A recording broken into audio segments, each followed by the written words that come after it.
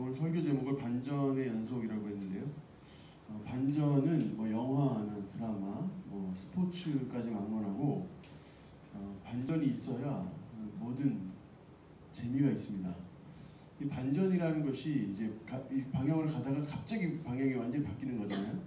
그래서 영어 반전 이렇게 찾아보면 아예 반대로 뭐 이런 뜻으로 그 비슷한 뜻으로 나오는데 이 방향 가다가 갑자기 바뀌는 거예요. 지난 여름에 러시아 월드컵이 있었는데 한국이 스웨덴에 1대0으로 지고 멕시코에 2대1로 패하고 그 게임 자체 물론 다 우리보다 훨씬 더 피파 랭킹이 높은 축구를 훨씬 잘하는 팀들이었지만 우리의 어떤 경기력으로 봤을 때 너무 이 졸작 같은 경기를 했다. 그래서 비난이 막 쏟아지는 막 그때 세계 1위 피파 랭킹 1위 독일과 붙었죠. 그러니까 아무도 사실 기대를 안 했는데 그때 대반전이 일어나잖아요. 2대0으로 이겼단 말이에요. 1대0도 아니고 2대0으로. 이런 말도 안 되는 정말 눈을 의심할 수밖에 없는 종료 직전에 골을 넣더니만 또 거의 뭐 끝날 때는 또 골문이 비어있는 틈을 타가지고 또 골을 넣는 이런 정말 대반전이 일어나는 이런 것들이 바로 이 스포츠를 보는 묘미고 또 어떤 면에서 영화나 이런 것들을 보는 묘미가 되겠죠. 저는 그 영상을 보면서 눈을 의심하고 귀를 의심할 수밖에 없었는데 이런 것들을 반전이라고 합니다. 그러니까 이대로는 입국할 수 없을 것이라고 이 사람들 다 망명해야 되는 거 아닌가 이런 생각을 했는데 그나마 그래도 환영을 받으며 입국할 수 있었던 건 그때 그 반전 때문이었죠. 제가 오늘 본문을 읽으면서 반전의 연속이라고 했던 이유는 읽으면서 제 눈을 의심할 만한 일이 계속 벌어지기 때문에 그래요. 오늘 본문에는 예레미야가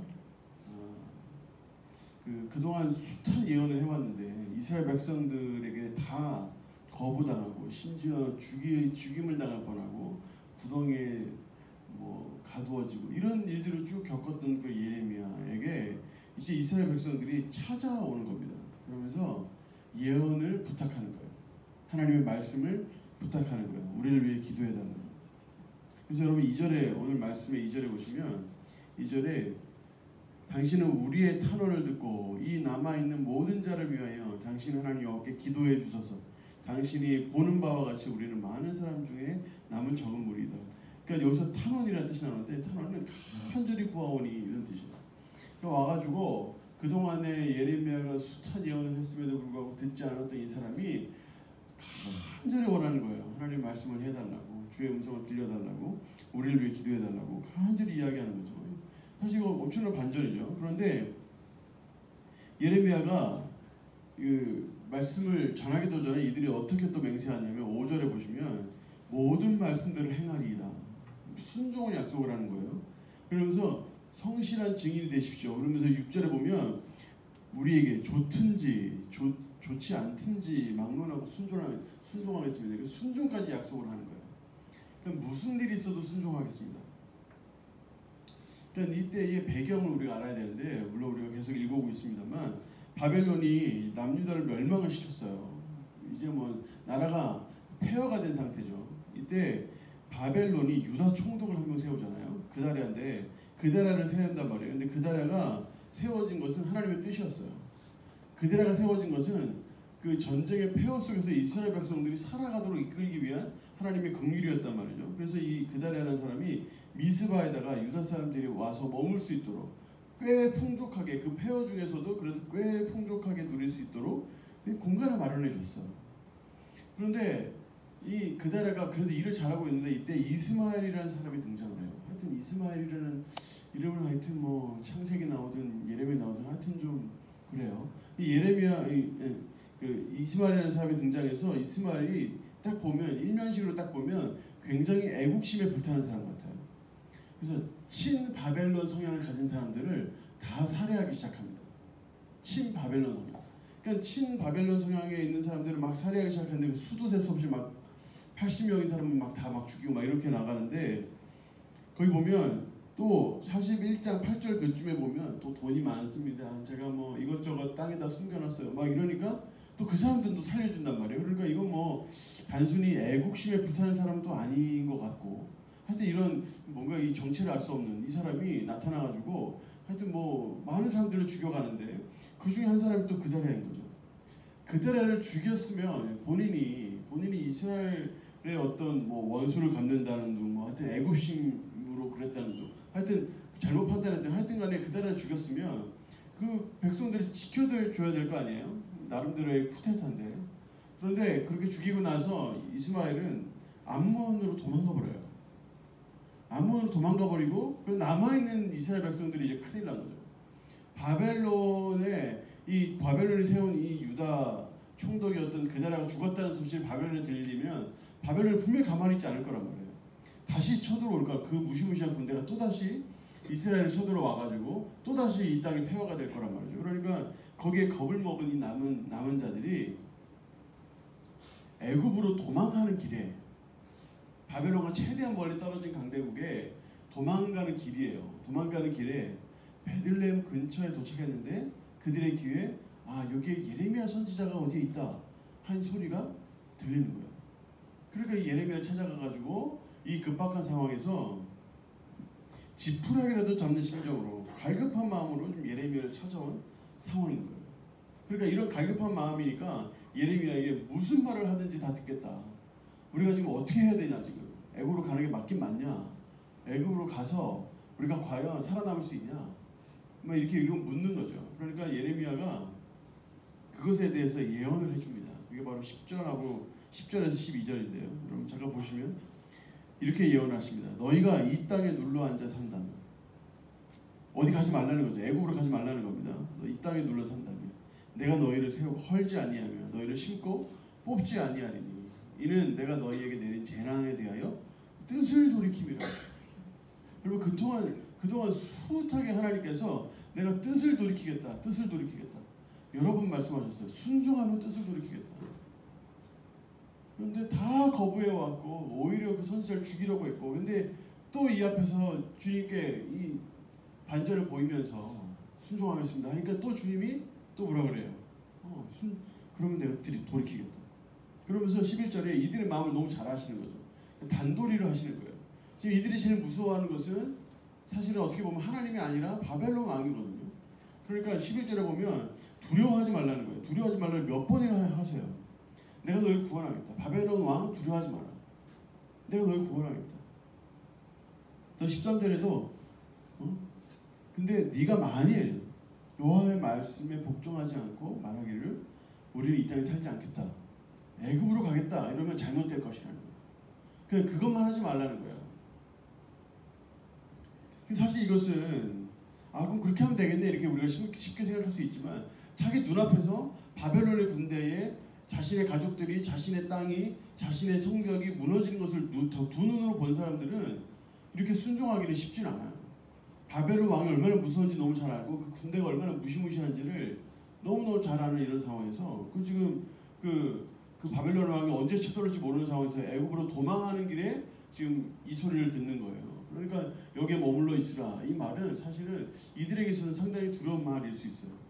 그러나 이들이 예레미야를 찾아왔을 때는 우리가 좋든지 좋지 않든지 내가 순종하겠습니다 이런 어떤 결단을 가지고 왔기 때문에 이 말씀에 대해 순종하리라는 일만의 기대를 갖게 됩니다.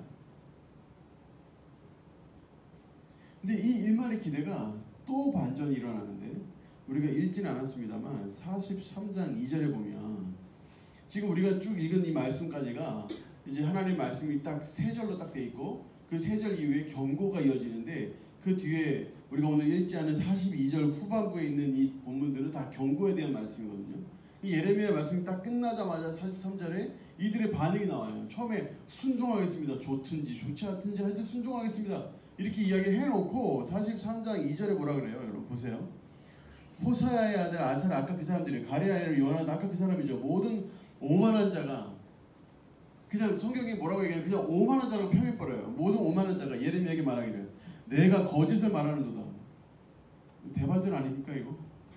아니 와가지고 순종하겠다, 누가 와가지고 순종하랬나? 누가 와가지고 내가 하나님 말씀 들으랬나? 본인들이 찾아와가지고 순종하겠습니다, 무슨 말이든 순종하겠습니다 이래놓고 하나님 말씀이 전해지니까 여기에 대해서 이렇게 이야기하는 거예요. 네가 거짓을 말하는도다. 우리 하나님 여호와께서 너희는 애굽에 살려고 그리로 가지 말라고 너를 보내어 말하게 하지 아니하셨느니라. 네가 지금 전하는 그거 하나님 말씀 아니다. 본인들이 와가지고 하나님 말씀 전해달라고 해놓고 예레미야가 그 말씀을 전했더니 그거 네가 얘기하는 하나님 말씀 아니다 이러는 거예요. 또 그러면서 또 복종하지 않는, 정말 반전의 반전이죠. 와, 이들이 드디어 정신을 차렸나? 주님께 나와서 주의 말씀을 들으려나? 하는데 그 말씀이 또 도망가고 있는 이런 무시무시한 상황에서 애굽으로 가지 말고 여기 베들레헴 근처 여기 살아라. 이 말씀도 반전이지만 이에 대한 반응 자체가 얼마나 깜짝 놀랄 만한 일이에요. 여러분, 저는 이 본문을 보면서 계속 뒤집히고 또 뒤집히고 또 뒤집히고 말도 안 되는 일이 계속되고 있는 이런 상황 속에서 저에게 있어서 가장 큰 반전은 우리가 아까 읽은 10절에서 12절입니다. 주님께서 숱하게 선지자를 보내시고 숱하게 하나님 말씀하셨는데도 불구하고 믿지 않는 그들이 주님께 찾아왔을 때 그들을 용서하겠다고 하시고 뜻을 돌이키겠다고 하시고 네가 여기 살기만 하면 다 구원해 주겠다. 바벨론 왕 걱정하지 마라. 내가 보호해 주겠다. 이 말씀 자체가 제게 있어서는 굉장히 큰 반전이에요. 아무리 그래도 그렇지 하나님께서 그렇게 숱하게 말씀하시고 바벨론 왕을 들어서 치실 정도로 참고 또 참으시고 또 참으시는 이때에 이들이 와가지고 주님께 돌아왔을 때 이들의 마음을 주님이 누구보다 더 잘하셨을 거란 말이죠. 본인의 마음에 합하지 않으면 순종하지 않을 것이라는 것 분명히 아셨을 텐데도 주님께서 또 용서하시는 거예요. 또 속으시는 거죠. 주님께서 또 구원을 선포하시는 거예요. 이런 이들을 대상으로 말이죠. 그런데 제가 한 가지 주목하는 것은 오늘 본문의 7절이에요. 7절에 보시면 10일 후에 이렇게 되어 있죠. 10일 동안 하나님께서 침묵하셨다는 거예요. 지금 그 무리들이 와가지고 그 남은 자들이 와가지고 듣겠습니다. 순종하겠습니다. 무슨 말이든 해주십시오. 이렇게 와가지고 살려달라고 막 매달리는 이런 사람들에 대해서 하나님께서 바로 말씀 안 하시고 10일 동안 침묵하셨다는 거예요. 이 10일 동안 침묵에 대해서는 사실 성경에 어떤 설명도 없어요. 그래서 지금 제가 하는 말씀도 제가 생각하는 것도 그냥 단순히 제 생각일 수 있어요. 근데 저는 그렇게 생각해요. 하나님께서 물론 주님께서는 이런 시간이 필요한 분이 아니라는 저도 알지만 하나님께서 10일 동안 자신의 뜻을 돌이키시고 용서하시는 시간이 아니었을까 하는 생각이 들어요. 마치 주님께서 1일부터 6일까지 창조하시고 7일째 되던 날 그분이 쉬실 필요가 없는 분임에도 불구하고 쉬셨던 것처럼 그런 것들을 우리에게 보여주시는 것처럼 이 열흘 동안에 하나님께서 자신의 뜻을 돌이키시고 이들을 용서하시는 시간이 필요하지 않으셨을까?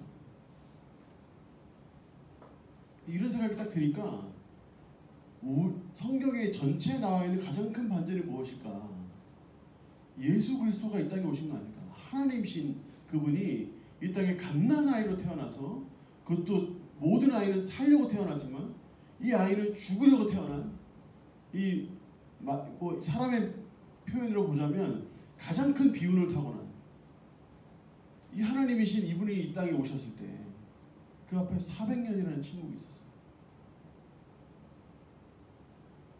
끝까지 불순종하고 하나님 뜻대로 살지 않고 지독히 불순종하는 그들을 위하여 하나님께서 자신의 아들을 보내시기까지 지금 이 용서를 선포하시는 이때에도 열흘이라는 시간이 필요했는데 자신의 아들을 이 땅에 보내시면서 우리를 죄 가운데로 돌진하고 있는 우리들을 구원하시기 위해서 자신의 아들을 이 땅에 보내시기 위한 그 침묵의 시간이 주님께도 필요하지 않았을까? 400년. 그런 생각이 드는 거죠.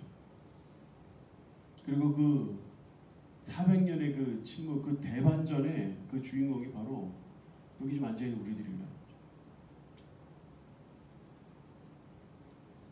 사실 우리가 지금 이 예레미야를 찾아온 이 몇몇 남은 자들 이후에 오만한 자로 칭함받는 이 사람들과 우리가 뭐 얼마나 다를까? 우리의 마음속에도 이들과 똑같이 하나님의 말씀이 옳고 그름보다는 내 마음에 합하냐 합하지 않냐에 휘둘리는 우리의 모습과 크게 다르지 않다. 그러나 그 가운데에서 끝까지 우리를 용서하시고 품으시고 기다리시며 인내하시는 노하기를 더디하시는 우리 주님의 마음은 그때나 지금이나 같지 않나.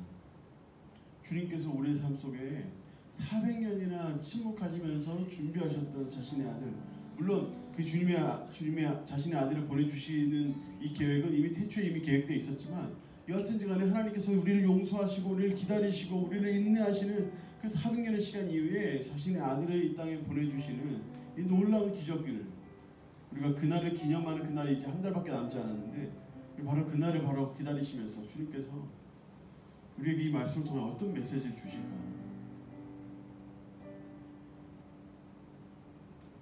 이유를 막론하고 지금 이들이 얘기했던 것처럼 이유를 막론하고 뭐 형편이 어떠니 뭐니 이런 거 다 막론하고서라도 주의 음성에 귀 기울이고 그 음성에 애누리 없이 순종하는 그런 삶이 우리에게 필요하지 않나 하는 생각이 들어요. 주의 마음이 느껴져서 더욱 그러한 마음이 들어요. 이들이 이후에 또 마음이 오만하게 바뀌어가지고 네가 거짓을 말한다 이렇게 이야기할 것을 주님이 또 전지하신 그분께서 다 아셨음에도 불구하고 이들에게 또다시 이 복음을 선포하시는 구원을 선포하시는 이 모습을 보면서 참 안타깝다. 어떤 면에서는 또 불경스러운 생각일 수 있습니다만 주님이 불쌍하다 그런 생각이 들고 한편으로 또 내가 또 우리가 주님을 또 이렇게 불쌍하게 만들고 있지 않은가. 자신의 아들까지 보내주신 그 하나님 주님의 사랑이 평가절하되지 않아야 할 텐데 하는 생각이 듭니다. 그리고 오늘 말씀을 같이 한번 생각하면서 이 시대에도 수많은 사람들이 주님의 사랑을 거부하고 마치 다 아는 양, 세상을 다 이해하는 양 그렇게 살아가고 있는 이들이 아주 많은데 오만한 자들이죠. 그들에게도 많은데 그들에게 우리가 주님의 이 받은 사랑, 거저받은 사랑, 이 사랑을 나눠야 하지 않나 하는 생각도 들고 자, 오늘 말씀 속에서 우리의 삶을 비추어 볼 때 참 많은 생각들을 하게 되는 오늘 본문입니다. 우리 지금 같이 한번 기도하면 좋겠는데요.